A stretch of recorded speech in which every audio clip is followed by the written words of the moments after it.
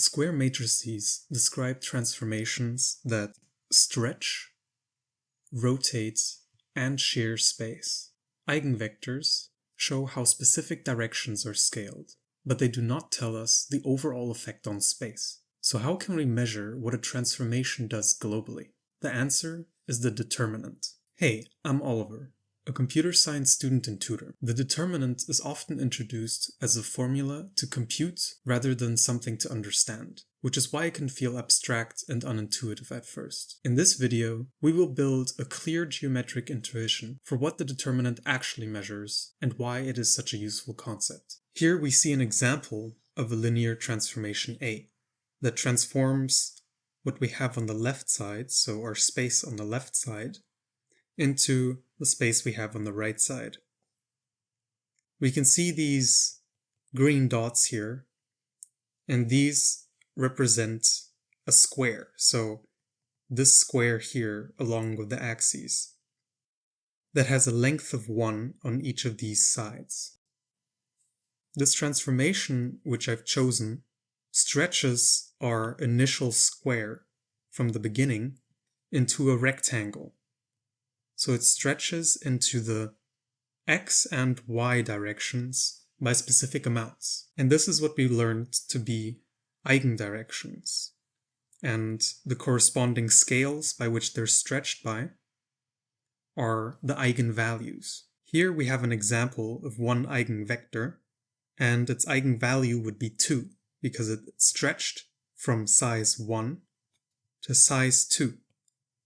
And the same can be argued for this vector here, which gets stretched from the inputs to the outputs by a factor of 3. Now the determinant doesn't ask how much we stretch in one direction, but as a whole asks how the initial space changed. If we look at our input, this 1 by 1 by 1 square, we know that this has a surface area of 1. We simply multiply 1 by 1, and that's the surface area. So this one times this one. After having transformed our inputs using this matrix A, we get this rectangle of size 3 and 2. So these are the side lengths. And we can multiply these values to get the new surface area. And this new surface area would be 6. So we transformed from a surface area of 1, and our result is a surface area of 6. So our surface area increased by a factor of 6. And in fact, this is also what our determinant is. So our determinant tells us by what factor our surface area changed.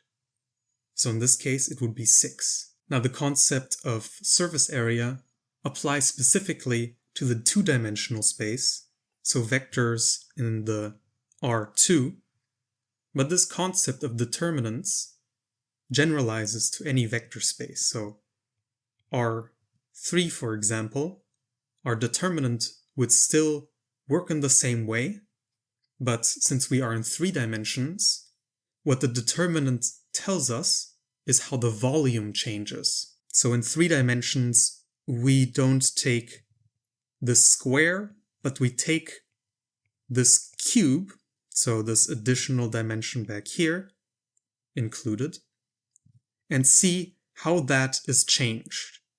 So in that case, the output would also be something rectangular. And we see how much the volume changed, and that is our determinant. Now this is not entirely accurate the way I mentioned it now, since the determinant is not always a positive number. So there is a case where this determinant could be lower than 0. The determinant can be lower than 0 if our orientation changes. So if the orientation is reversed. In this case, this matrix here gets stretched by 2 in this direction, and then also gets reflected over this axis and scaled. So scaled by a factor of 2 here, but in the negative direction. And because we do this reflection, we have a factor of -1 in our determinant, or rather -2 because we still scale here. And because of that, given that this would be 2 and this 2 as well, our determinant would be -4.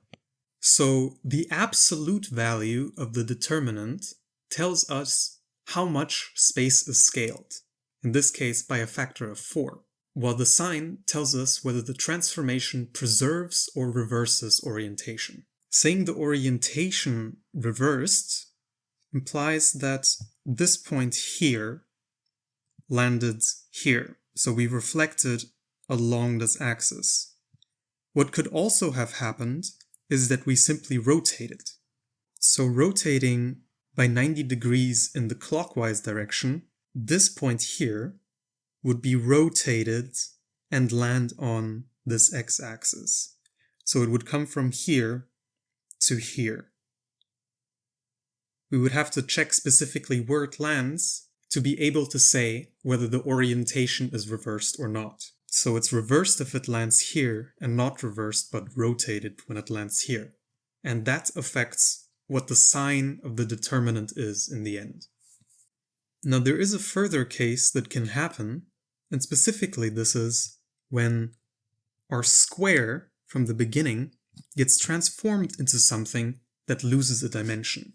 So we end up with a line along one dimension, meaning that it has a non-zero length along one dimension, and in another it has a length of 0. And what we know about surface area is that if one dimension has a length of 0, then the surface area is simply 0. And the same applies for three-dimensional shapes. If they get transformed into something two-dimensional with no depth, its volume is 0. So if one of the directions ends up having a length of 0 from this initial square or cube of surface area or volume 1, then we can say that the determinant is 0, because our non-zero input, the surface area of this being 1, gets transformed into something with surface area 0, so scaled by a factor of 0.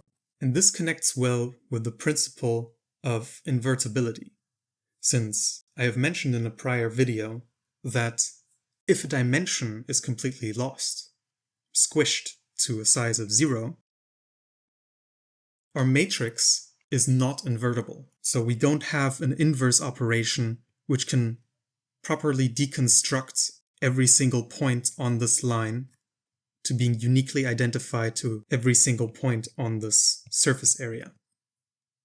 And so what we can say about the determinant is that it actually tells us something about invertibility. Specifically, that if the determinant is equal to 0, we know that the transformation loses a dimension, and therefore that it is non-invertible. And if the determinant is not equal to 0, then we know that the matrix is invertible. Earlier, I motivated the determinant by talking about the eigenvectors, and they are actually very strongly related. In this case, we talked about how much our linear transformation scales our unit square, which is the square with surface area 1, and we saw what the surface area is of the outcome. And what the surface area is the scaling in one direction multiplied by the scaling in the other direction. And actually, these scalings are not any scalings, but as I've mentioned before, they are the eigenvalues. And putting those two things together, we see that the determinant is actually the product of the eigenvalues. In this case, one of the eigenvalues is 2.5, and the other eigenvalue is 0. So we actually get the product 2.5 times 0, which is 0. And from our earlier example, here Assuming this is a reflection across the x-axis, one of our eigenvalues, this one, is -2, and the other one, which scales this vector into this one, the eigenvalue of that eigendirection is 2. So the result is, our determinant is -2 times 2, which is -4. So you see that we can define the determinant of a matrix as the product of all of its eigenvalues. And here we have to consider that it counts eigenvalues by their multiplicity. This means that if we scale by 2 in this direction and scale by 2 in this direction, we have the eigenvalue 2, but it comes up in 2 unique directions. So once in this one, and another time in this one. So the result would be that the determinant is equal to 2 times 2, which is 4, rather than just 2. Which makes sense if we consider the argument of the surface area increase again.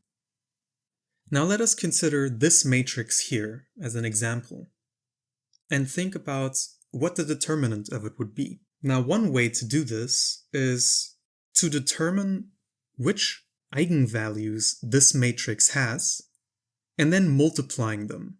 Since this is a 2 by 2 matrix, this would be 2 values that would get multiplied to each other. Another way to do this is to build yourself a unit square. So consider these 4 points that build our square in the input. Transform them and see where they land in the output, and then determine the surface area of the outcome.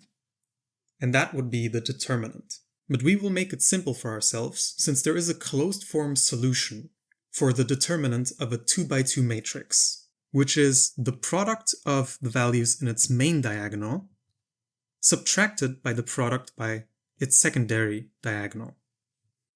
In our case, this would be 1 times 1 minus 3 times -2. So it would be 1 plus 6, which is equal to 7. Since the determinant is not 0, we know that this matrix is invertible. And given that it is positive, we know that this transformation preserves orientation. There also exist formulas for larger matrices, but these are no longer closed form and they just get messier. And this is usually what you get taught the first time you learn about determinants. One more method that I do want to introduce here is the method used for triangular matrices or diagonal matrices. So those are the matrices that have values under their diagonal or over them that are 0. So you can build a triangle here and all other values are 0. And it's important that the triangle includes this diagonal. This would still be a triangular matrix if these would be any values and these would be zeros. And this rule also applies if these, in our current case, would also be zeros. Since a diagonal matrix, this rule still applies for. Specifically, we say that the determinant of such a matrix is the product of all its diagonal values, so these ones. In our case, that would be 3 times -2 times -1, which is 6. So that is a simple way of calculating the determinant of a 3 by 3 matrix. If you enjoyed this video, check out this video next. Or check out the full linear algebra playlist here, where I go from simple concepts such as what vectors and matrices are to more advanced topics like the eigendecomposition of a linear transformation. Let me know if there are any topics you would like me to cover next. And as always, thanks for watching.